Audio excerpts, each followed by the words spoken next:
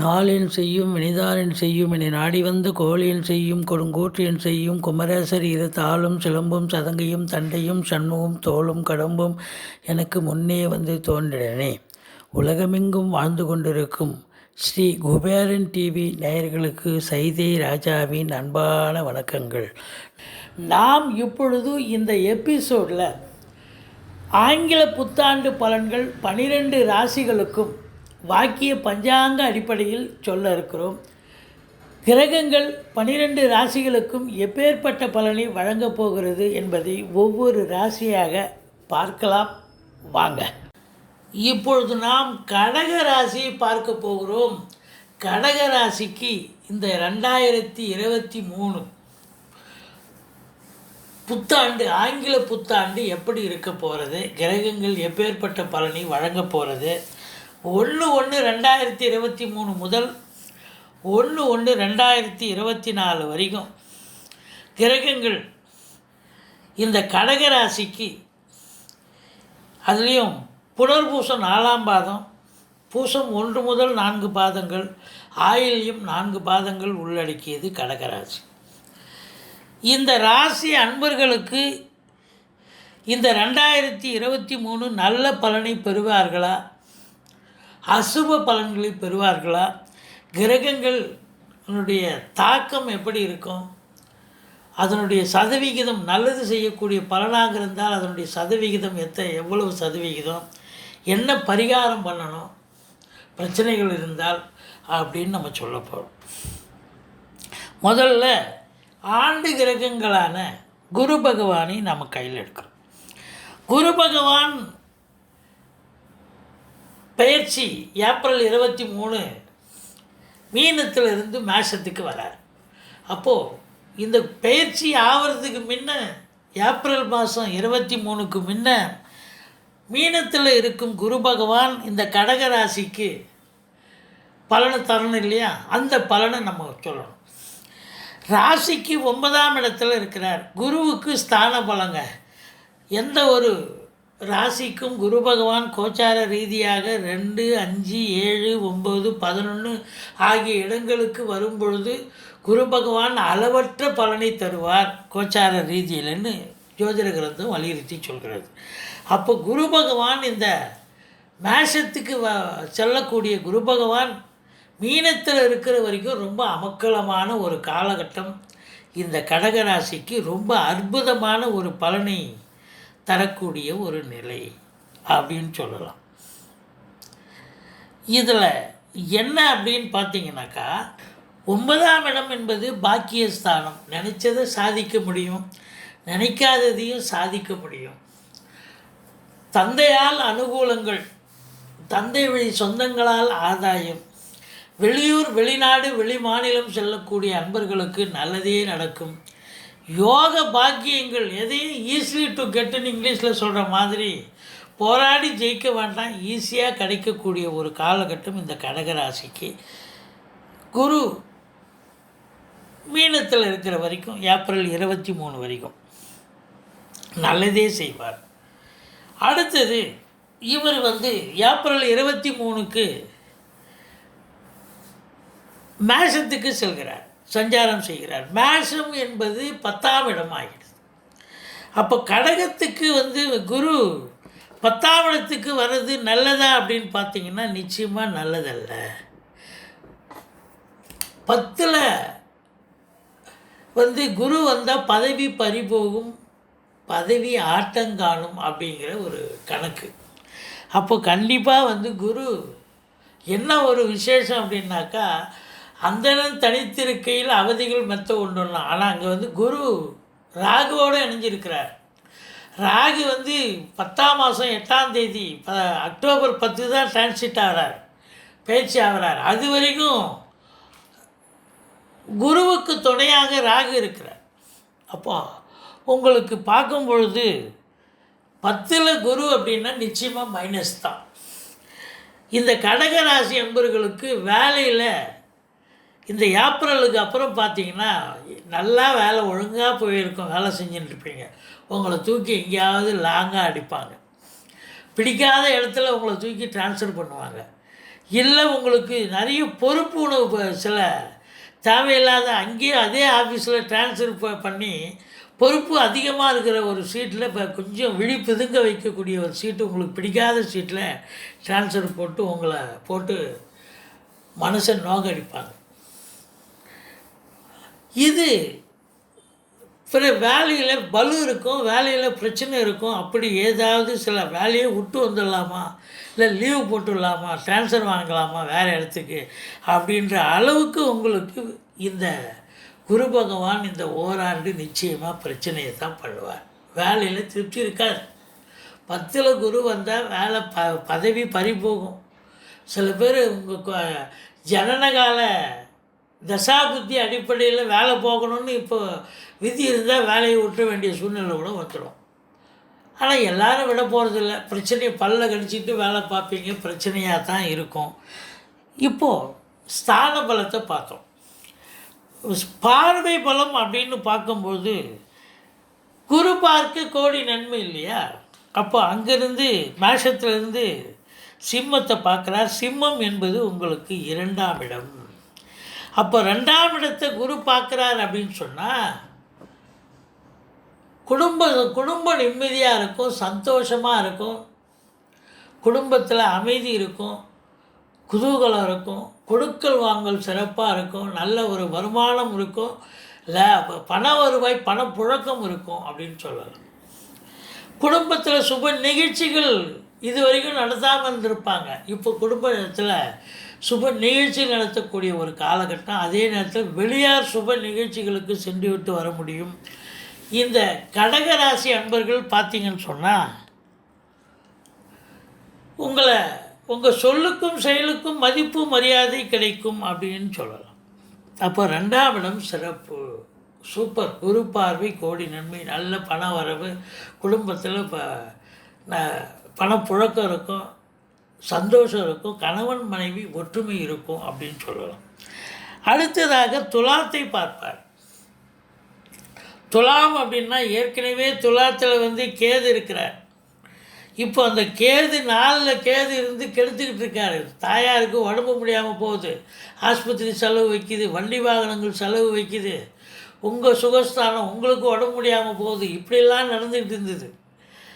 4ல் கேது, இப்போது 4ல் கேது இருக்கார். எனக்கு ஒரு பார்வையில் இருக்கிறாரு. துலாத்தை குரு பார்க்குறாரு. அப்போ என்ன அப்படின்னாக்கா உங்களுக்கு இந்த கேதுவால் எந்த ஒரு பிரச்சனையும் இருக்காது. படிக்கிற பிள்ளைங்க நல்லா படிப்பாங்க. 4ஆம் இடம் தாய் வழி சொந்தங்கள் ஆதரவாக இருப்பார்கள். அதே நேரத்தில் சொத்து பத்துக்கள் வாங்கணுமா, இல்லை வீடு வாங்கணுமா, மனை வாங்கணுமா, இந்த விஷயங்கள் உங்களுக்கு நல்லதாக நடக்கும், சூப்பராக நடக்கும். நீங்கள் கண்டிப்பாக அதை சக்ஸஸ் பண்ணுவீங்க. ஒரு சிலர் வாகன பிராப்தி கூட புதுசாக வாங்குவீங்க, ரொம்ப சிறப்பாக இருக்கும். சுகஸ்தானம் திருப்திகரமாக இருக்குது. இந்த கடகராசி அன்பர்களுக்கு இப்போது குடியிருக்கிற வீடோ வாடகை வீடோ ஏதோ ஒன்று, ஆனால் வாஸ்து தோஷம் இருக்குதுன்னு கேள்விப்பட்டீங்கன்னா இப்போ அந்த வாஸ்து தோஷம் கூட நீங்கி விட்டதாக ஒரு ஐதீகம் அப்படின்னு சொல்லலாம். சரி, அடுத்தது தனுசுவை பார்க்குறார். தனுசு என்பது உங்களுக்கு 6ஆம் இடம். அப்போ 6ஆம் இடத்தை குரு பார்க்குறாருன்னு சொன்னால் எதிரிகள் ஓடி ஒளிவார்கள், கடன் சுமை படிப்படியாக குறையும், கோர்ட்டில் கேஸ் இதாக இருந்தால் உங்களுக்கு சாதகமாக தீர்ப்பு வரும், சொந்த தொழில் பண்ணக்கூடிய அன்பர்களுக்கு நம்பிக்கைக்கு பாத்திரமான பணியாளர்கள் கிடைப்பார்கள். அந்த 6ஆம் இடத்தை குரு பார்க்குறாருன்னு சொன்னால் வெளியூர் வெளிநாடு வெளி மாநிலம் செல்லக்கூடிய அன்பர்கள் தாராளமாக செல்லலாம். குரு பகவான் அதை நடத்தி வைப்பார் அப்படின்னு சொல்லலாம்.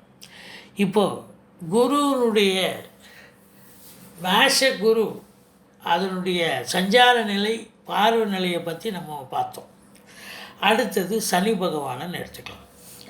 சனி பகவான் உங்களுக்கு 2.5 ஆண்டு கிரகம். ஒரு இடத்துல அவர் 2.5 வருஷம் இருப்பார்.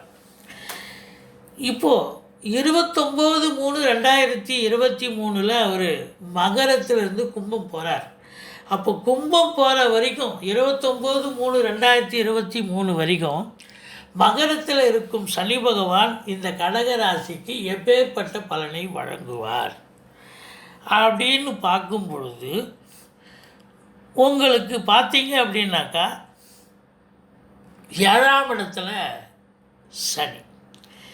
7 சப்தமஸ்தானம் அப்படின்னு சொன்னாலே சரியில்லாத இடம். 7க்குடையவன் ஆட்சி பெறுகிறார். அது சந்திரனுக்கு சனி ஆகாது. அப்போது கணவன் மனைவிக்குள்ள கருத்து வேறுபாடு வரும்.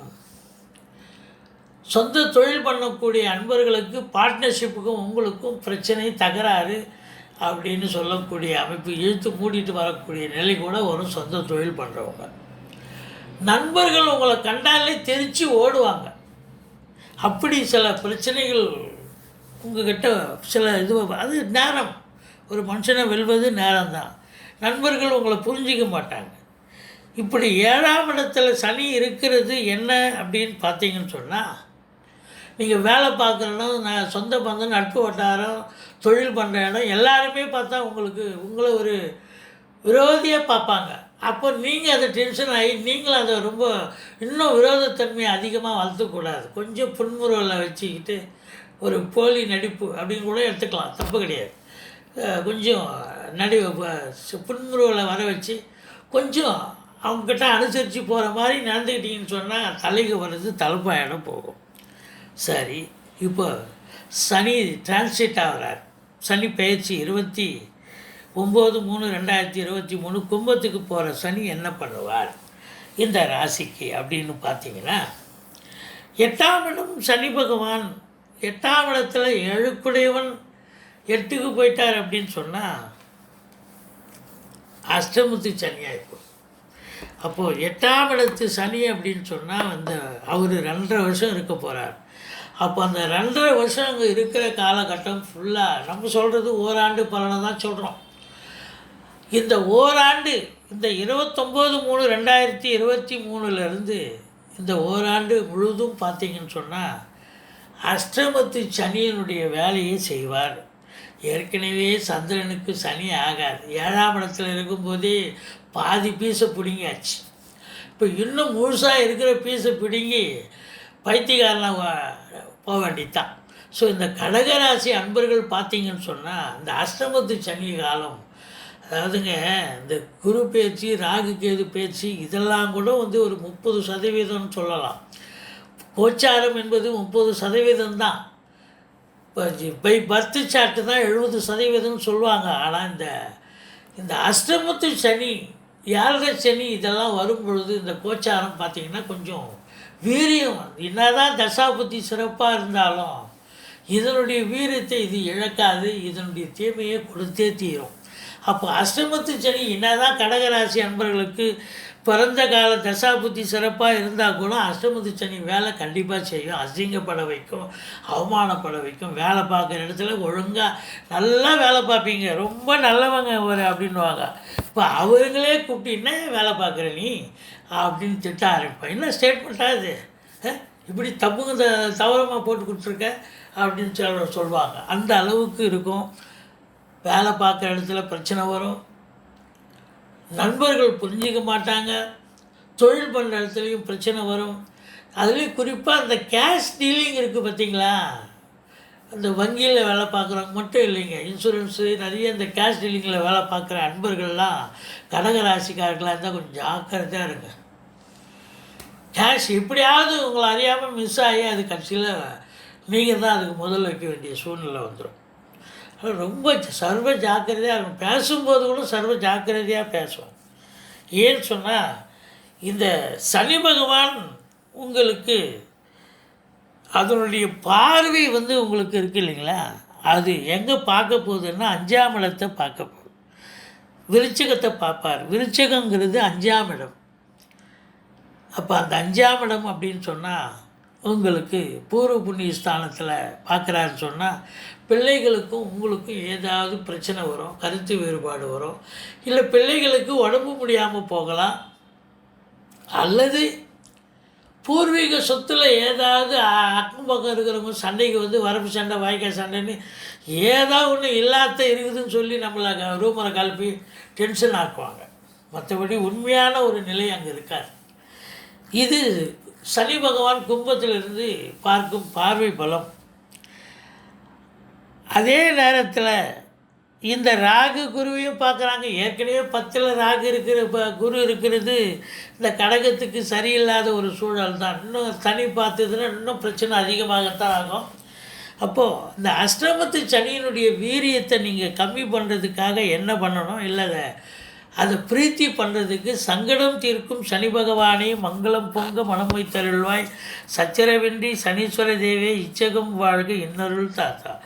இந்த ஸ்லோகத்தை நீங்கள் சனிக்கிழமை தோறும் எள்ளெண்ணெய் தீபம் இட்டு வாருங்கள். இந்த ஸ்லோகத்தை சொல்லி வாருங்கள். கொஞ்சம் ஃபுல்லாக குறைஞ்சதுன்னு கண்டிப்பாக சொல்ல முடியாது. ஒரு தலைக்கு வருது, தலைப்பாட போகும், கொஞ்சம் ஒரு குறைய வாய்ப்புகள் இருக்குது அப்படின்னு நம்ம சொல்கிறோம். இப்போது சனி பகவானை நம்ம பார்த்தாச்சு. அடுத்தது ராகு கேதுக்கள். இந்த ராகு கேதுக்கள் அப்படின்னும் போது ராகு பகவான் குருவோடு சேர்ந்துடுறார். உங்களுக்கு 10ஆம் இடத்துல ராகு. இந்த 10ல் குரு இருந்தால் தான் பிரச்சனைன்ற ஒரு கணக்கு இருக்குல்ல. ஆனால் 10ல் ராகு உண்மையிலேயே சூப்பருங்க. 10ஆம் இடத்து ராகு வேலை கிடைக்கும், சொந்த தொழில் இம்ப்ரூவ் பண்ணுவார், ஆன்லைன் பிஸ்னஸ் நல்லா போகும், உள்நாட்டு வாணிபம் வெளிநாட்டு வாணிபம் ஏற்றுமதி இறக்குமதியாளர்கள் ஷேர் மார்க்கெட்டில் இன்வெஸ்ட் பண்ணுறவங்க இவங்கெல்லாம் ரொம்ப சிறப்பாக இருக்கும். இப்போ தொழில்துறை ரொம்ப சிறப்பாக இருக்கும். அதே நேரத்தில் நல்ல வருமானம் வரும், அலைச்சல் இருக்கும். இப்போது இந்த கேது 4ல் இருக்கார், ஆனால் குரு பார்வையில் இருக்கார். அதனால் ஒன்றும் பிரச்சனை கிடையாது. இந்த ராகு கேதுக்கள் ராகுவால் நன்மை, கேது 4ல் இருக்கிறதால ஒன்றும் பிரச்சனை கிடையாது. அப்போது ராகு கேதுக்கள் டிரான்சிட் அப்படின்னும் பொழுது உங்களுக்கு கன்னியில் வந்துடுவார். கன்னி அப்படின்னும் பொழுது கன்னி 3ஆம் இடத்துல கேது இருக்கிறது சூப்பர். கேதுவால் அளப்பரிய ஒரு பலனை பெறுவீர்கள் அந்த கடைசி 2-3 மாதம். ராகு உங்களுக்கு 9ஆம் இடத்துக்கு ராகு போகிறார். 9ஆம் இடம் ராகு அப்படின்னும் பொழுது வெளிநாட்டுக்கு அனுப்புவார். ஆனால் தந்தைக்கும் உங்களுக்கும் கருத்து வேறுபாடு ஏற்படும். வெளிநாடு சம்மந்தப்பட்ட வேலைக்கு போகணுமா, இல்லை உயர்கல்வி, இல்லை தொழில் பண்ண போகணுமா, கண்டிப்பாக அனுப்புவார். இப்படி ஒரு அற்புதமான ஒரு நிலையை தருவார். இப்போ பாருங்கள், இந்த கடக ராசிக்கு 10ல் குரு மைனஸ், அஷ்டமத்து சனி மைனஸ், 4ல் கேது இருக்கிறது மைனஸ்ஸு தான். பட் இருந்தாலும் குரு பார்த்து ப்ளஸ்ஸு. என்ன பெரிய ப்ளஸ்ஸு கொடுக்க போகுது? ஒன்றும் கிடையாது. 10ல் ராகு இருக்கிறது ஒரு விதத்தில் ஒரு ப்ளஸ்ஸு தான்.